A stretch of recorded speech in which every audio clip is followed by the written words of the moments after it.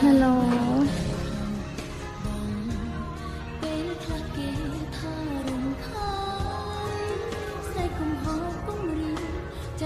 សម្រាប់បងដែលគាត់សួរ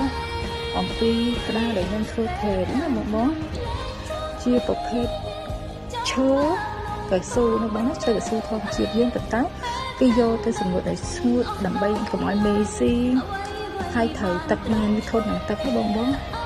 យើងប្រើបានយូរឆ្នាំប្រើបានតកូនតចៅហើយវាមាំល្អហើយសាច់សម្រាប់សាច់ឈើវិញគឺវារលោងបងរលោងដូចកញ្ចក់ចឹងខាងខ្ញុំធ្វើគឺរលោងដូចកញ្ចក់ចឹងមកឃើញទេវារលោងព្រិលហ្មងវារលោងដូចកញ្ចក់ចឹងបងមិនប្រំទេសម្រាប់ឈើទាំងខ្លាច់អត់រលោងគឺរលោងដូចកញ្ចក់ចឹងបងអាចមកដល់ទីតាំងបានបងណាគឺថ្ងៃនេះគឺបងបានចូល comment